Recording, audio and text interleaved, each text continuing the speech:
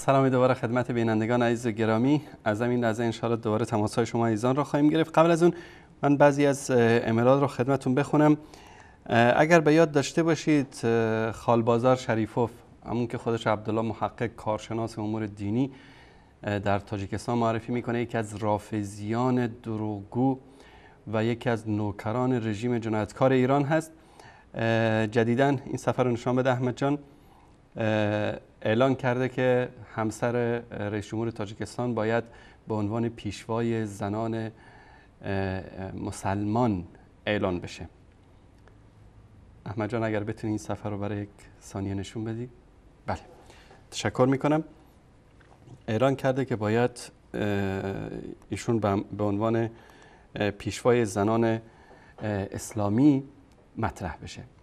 این رافضی خبیث در اینجا، من برای اینکه ملت شریف تاجیکستان آگاه بشن از این رافضی‌های خبیث و از این منافقین که به نام کارشناس علوم دینی و نمیدونم حنفی دارن فریب میدن مردم رو، دو هدف داره از این اعلانش.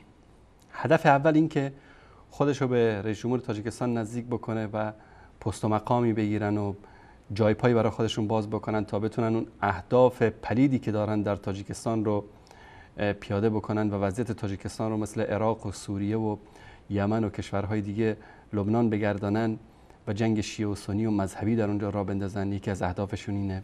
ثانیاً یکی دیگر از اهداف این خبیث، این مرتد منافق، توهین به ام المؤمنین عایشه صدیقه رضی الله تعالی عنها است. اعمال ضد انسانی و ضد اسلامی که در اونجا صورت میگیره رو همه ملت شریف تاجیکستان و همه مسلمان ها میبینن. میخواد با اعلان این مطلب و تاکید این که میگه که همسر رئیس جمهور امام علی رحمانوف را به عزت عایشه تشبیه کرده و باید که ایشون عزیز ما رحمان‌آور را پیشوای زنان اسلامی اعلام بکنه. یعنی چی؟ این رافضی خبیث کینه و عداوت داره به ام المؤمنین عایشه صدیقه، مثل بادارانش که در قم و نجف هستن. به این وسیله میخواد توهین بکنه به ام المؤمنین عایشه صدیقه.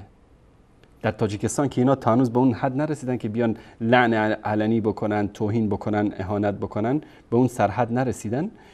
منتها با این کار یکی از اهداف این رافضی خبیث این است که توهین بکنه به همسر رسول الله صلی الله علیه و سلم که زن رحمانوف و همه زنهای جهان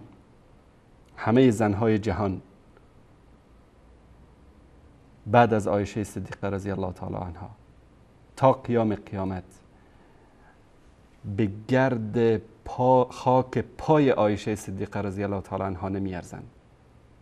و این رافضی خبیث مانند امام زمانشون که میاد حضرت عایشه را از قبر در میاره و به صلیب میکشه و حد جاری میکنه بر او، همون اعتقادات رافضی هست، همون به شکل دیگه میخوان در تاجیکستان پیاده بکنن.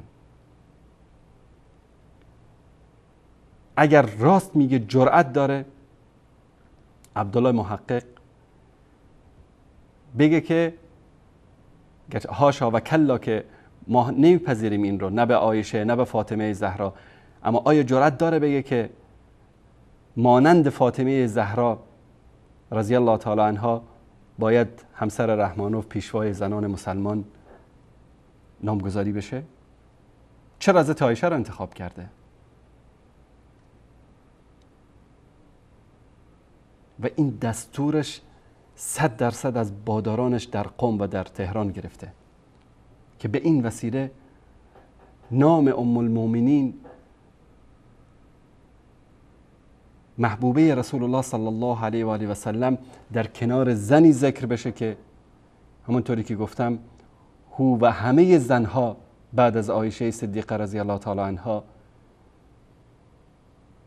به اندازه گرد خاک پای عایشه صدیقه ارزش ندارن.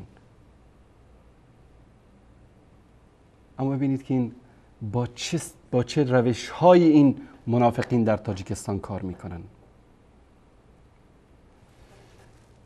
تشکر میکنیم از برادری که این مطلب رو از تاجیکستان برامون فرستاده بود در مورد این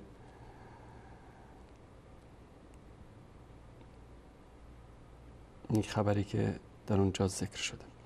همچنین خبر دیگری که از تاجیکستان برامون فرستادن اینه که در حکومت در اونجا گروهی رو تشکیل داده که در مساجد میان و نمازگزاران رو نظارت میکنن و به هر بهانه‌ای جوانهایی رو که در اونجا برای نماز خواندن 5 وقت نماز میان رو به بهانه سلفیت و نمیدونم فلان و علان میکشانن به ادارای پلیس و زندان میکنن.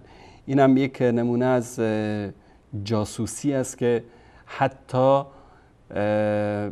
ملت در عبادت خودشون هم آزاد نیستن. یعنی طرف میاد مسجد برای نماز خوندن، مسجد که پایگاه نظامی نیست که در اونجا بخوان بر علیه دولت آموزش نظامی ببینن، میاد برای نماز خوندن. حتی در اونجا باید دوربین نصب کردن، دخول و خروج رو تحت نظارت گرفتن. حالا گروه‌های جواسیسی رو هم تعیین کردن که در مساجد باید بگردن و جاسوسی نمازگزاران رو بکنن که کسایی که متهم بشن 5 تا 6 سال زندان میشن. این نمونه دیگری است از ظلم و ستم هایی که بر این ملت مظلوم میشه و در سال گذشته بیش از 800 جوان رو به تهمت های مختلف تروریسم و سلفیت و وهابیت و فلان و علان در اونجا زندان کردن. تشکر میکنیم از برادر عبدالصمد از شهر دوشنبه که این